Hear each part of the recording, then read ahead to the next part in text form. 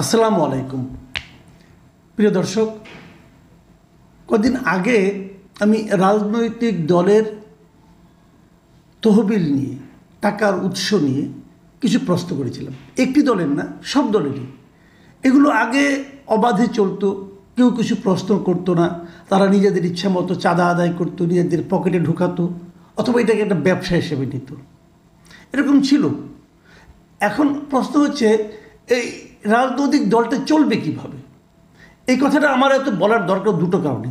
একটা কারণ হলো, সাধারণ মানুষ কিন্তু জানতে চায়, আপনি যে একটা পলিটিক্যাল পার্টি করলেন, আপনি কি একটা ব্যবসা প্রতিষ্ঠান খুলে বসেছেন যে এর মাধ্যমে আপনি ইনকাম করে আপনার এবং আপনার দলের লোকদের সংসার চালাবেন? এটা কি আই ইনকামের একটা ব্যবস্থা, সবচেয়ে লাভজনক ব্যবসা? এই প্রশ্নটা যেমন আসবে, তেমনি আমাদের নির্বাচন কমিশন যেটা আছে, তারাও কিন্তু তাদের আইনে স্পষ্ট বলা আছে যে যদি কোনো দল নিবন্ধন পেতে চায়, অথবা নিবন্ধিত থাকতে চায়, অথবা নিবন্ধন বজায় রাখতে চায়, তাহলে তাদের আয় ব্যয়ের হিসাবে ট্রান্সপারেন্ট থাকতে হবে। এই যে নিবন্ধন পাওয়ার যে আইনটা 2020 সালে যে আইনটা হয়েছে, সর্বশেষ যে আইনটা হয়েছে, সেই আইনটাই কিন্তু কেবল এই আপনার এই আয় ব্যয় না, আরও অনেক বিষয়ে অনেক খুঁটিনাটি কথা বলা আছে। সেগুলো নিয়ে আমি ধীরে ধীরে একটা আলাপ করব। আজকে যে আলাপটা আমি করতে চাচ্ছি সেটা হলো, রাজনৈতিক দলের অঙ্গ সংগঠন কি হবে। এই যে ছাত্রদের যে সংগঠনগুলি আছে, এগুলো কি রাজনৈতিক দলের অঙ্গ সংগঠন হবে? অথবা কোনো রাজনৈতিক দল কি এরকম একটা ছাত্রদের সংগঠনকে তাদের অঙ্গ সংগঠন হিসেবে রাখতে পারে, স্বীকৃতি দিতে পারে? স্পষ্ট আইনে বলা হয়েছে পারে না। যদি কেউ দেয় তাহলে তাদের নিবন্ধন বাতিল হতে পারে। সোজা আইন। রাজনৈতিক দলের নিবন্ধন আইন যেটা আছে 2020-এর, তার 4-এর ই ধারা, সেখানে স্পষ্ট বলা হয়েছে যে কোনো শিক্ষা প্রতিষ্ঠানের শিক্ষক কিংবা ছাত্র কিংবা আর্থিক, বাণিজ্যিক বা শিল্প প্রতিষ্ঠান বা সংস্থার কর্মচারী বা শ্রমিকদের সমন্বয়ে বা অন্য কোনো পেশার সদস্যগণের সমন্বয়ে অঙ্গ সংগঠন থাকিবে না। যদি থাকে, নিবন্ধন বাতিল হয়ে যাবে। আমাদের এখানে কি ছাত্র সংগঠনগুলো রাজনৈতিক দলের অঙ্গ সংগঠনের মতো ব্যবহৃত হচ্ছে না? এটাকে একটু ঘুরিয়ে খায় সবাই। ঘুরিয়ে কি বলে?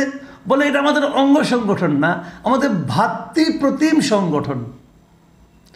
ছাত্ররা তাদের অঙ্গ সংগঠন না, ভাতৃপ্রতিম সংগঠন। কারণ ভাতৃপ্রতিম সংগঠন জিনিসটা কি ভাই? এটা কি? আপনি কি আপনার ভাইয়ের সংসারে, ধরেন আপনার ভাই সাবালক হয়েছে, আলাদা একটা সংসার করে, সে তার বাসায় কোন চেয়ারটা কিনবে, কোন ডাইনিং টেবিলটা কিনবে, অথবা তার বাসায় কোন গেস্ট আসবে না আসবে, এগুলো সব কি আপনি নিয়ন্ত্রণ করতে পারেন? পারেন না। কারণ সে তো প্রাপ্ত, তার তো আলাদা সংসার, তার সংসার সে দেখবে। সে হয়তো আপনার সঙ্গে আলাপ আলোচনা করতে পারে। এই যে সম্পর্কটা, এই সম্পর্কটার নাম হলো ভাতৃপ্রতিম সম্পর্ক, ভাইয়ের মতো সম্পর্ক। তো সব কিছু আপনি নিয়ন্ত্রণ করতে পারেন না, কিন্তু করে না কি? করে, অবশ্যই করে। ছাত্রলীগের কমিটি কে হতো? ছাত্রলীগ যেটা আমাদের, যেটা নাকি এখন নিষিদ্ধ সংগঠন, যতদিন সেই সংগঠনটা ছিল ততদিন সেই সংগঠনে কে সভাপতি হবে, কে সেক্রেটারি হবে, কাকে বাদ দেওয়া হবে, এগুলি কে করতো? শেখ হাসিনা করতো। এ সবাই জানে।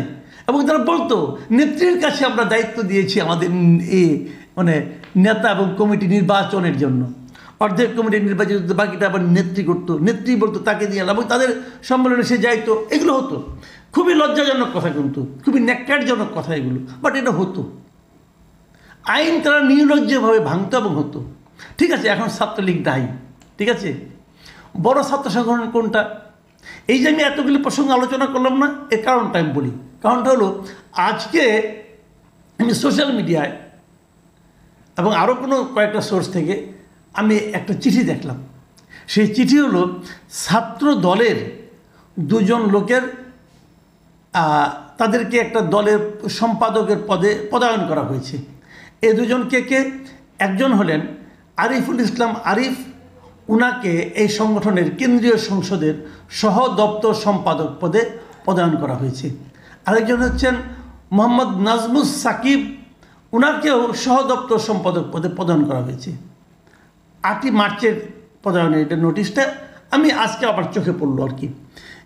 এই পদায়নে কি লেখা হয়েছে শুনেন, আপনাদের পড়ে শোনে। একটা প্রিয় সহকর্মী শুভেচ্ছা রইল।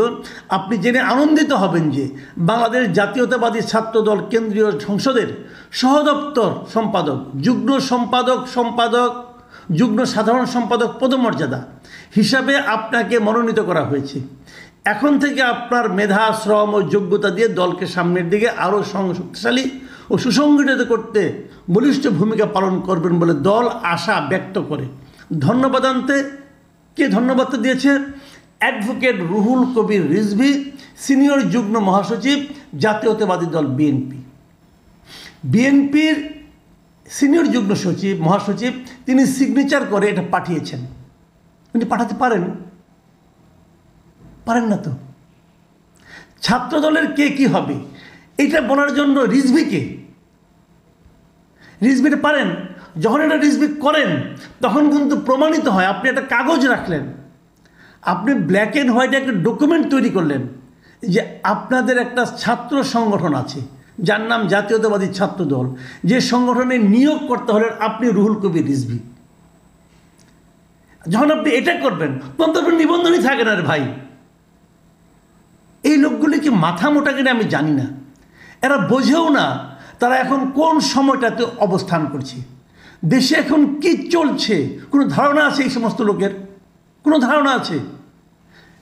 দল খুব ভালো অবস্থায় আছে, বিএনপি খুব ভালো অবস্থায় আছে।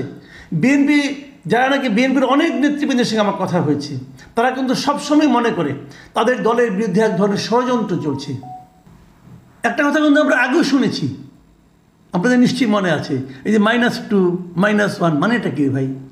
কি মাইনাস করতে চায়? দলকে মাইনাস করতে চায়। এই একটা ইস্যুকে কেন্দ্র করে কিন্তু আলোচনা হতে পারে। আপনি তো বলবেন না, পারবে না, আমরা বিরাট দল, হ্যান দল, ত্যান দল, বলতে পারেন, আপনি বলতে পারেন। কিন্তু এই যে এই ডকুমেন্টটা কোন বিবেচনায় আপনার পক্ষে যায়?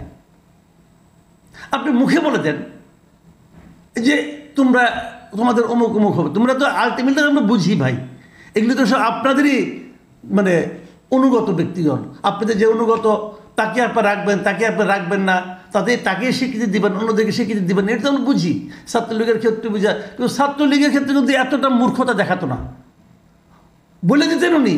কিন্তু গঠন কিন্তু করতো ছাত্রলীগ নিজেরাই, ওরাই দেখতাম সভাপতি, সেক্রেটারি ওরাই সিগনেচার করে দিত কমিটি। আর এখানে সিগনেচারের দায়িত্বটা উনি আপনারা ছাত্রদলের সভাপতি, সেক্রেটারিকে দিতে রাজি না। ও রুহুল কবির রিজভী হিসাবে সিগনেচার করতে হবে। সিগনেচার আল্লাহর রহমতে খারাপ না, বিশাল একটা সিগনেচার উনি করেন। এত সিগনেচার করার শখ কেন ভাই? যে সিগনেচার আপনার দলের জন্য বুমেরাং হতে পারে, এইটুকু বোঝার যখন আপনার ক্ষমতা নাই, সিগনেচার করেন না। সব জায়গায় তো কর্তৃত্ব ফলানোর কোনো দরকার নাই। আমি রুহুল কবির রিজভীকে প্রশ্ন করতে চাই, আপনি কোন এখতিয়ারে এই কাজটা করলেন? এবং আপনার এই এখতিয়ার বহির্ভূত কাজের জন্য আপনি দল যে আগামী দিনে বিপদে পড়তে পারে, এই ধারণাটা আছে, থাকা উচিত। প্রত্যেকটা দলের আমি বলবো, অনেকে বলে না, এখন ইদানিং কথা উঠছে শিক্ষা প্রতিষ্ঠানে রাজনীতি করা চলবে না, শিক্ষা প্রতিষ্ঠানে ছাত্র সংগঠন করা চলবে, রাজনীতি করা চলবে না। আমি কিন্তু এই দাবির পক্ষে। ছাত্র সংগঠন থাকবে, কোনো সমস্যা নাই, কিন্তু সেটা রাজনৈতিক ছাত্র সংগঠন হবে না। সেই ছাত্র সংগঠনের একটা রাজনীতি থাকতে পারে, কোনো সমস্যা নাই, কিন্তু এই রুহুল কবির রিজভীর মতো পলিটিক্যাল লিডাররা সেই দলের কমিটিতে কে থাকবে না থাকবে তা নির্ধারণ করে দেবে না। যখন নির্ধারণ করে দেয় তখন এদের আর রাজনৈতিক শক্তি, এদের আর মানে ছাত্র সংগঠন মনে হয় না, তখন মনে হয় কি এদের অনুগত একদল কর্মী, এছাড়া তো আর কিছু মনে হয় না। আমরা কিন্তু দেখেছি আওয়ামী লীগ ছিল, বিএনপির দেখলাম, আপনার যে জাতীয় নাগরিক পার্টি তাদেরও কদিন আগে একটা হলো, তারপর আপনার ইসলামী ছাত্র শিবির, জামাতের সংগঠন, এটাও সবাই জানে। সমস্ত পলিটিক্যাল পার্টির কিন্তু একটা ছাত্র সংগঠন আছে। এটা কিন্তু আগে ছিল না, স্বাধীনতার আগেও ছিল না। ছাত্রলীগ এবং আওয়ামী লীগের চিন্তা ভাবনা একই রকম, একই ধারায় প্রবাহিত হতো, কিন্তু ছাত্রলীগের কমিটি কিন্তু শেখ মুজিব করে দিতেন না। সেটা শুরু হয়েছে স্বাধীনতার পর থেকে, এবং স্বাধীনতার পর থেকে শুরু হয়েছে বলেই ছাত্র রাজনীতিতে বিশৃঙ্খলা আসছে, ছাত্রলীগে ভাঙন আসছে। এটা থাকা প্রয়োজন নাই। আমি মনে করব আগামীতে এই সমস্ত রাজনৈতিক নেতারা, বৃহৎ নেতা, জাইগান্টিক লিডার, সব বড় বড় নেতারা একটু ঠান্ডা মাথায় চিন্তা ভাবনা করে কাজ করবেন। প্রিয় দর্শক, এখন এ পর্যন্তই। আল্লাহ হাফেজ।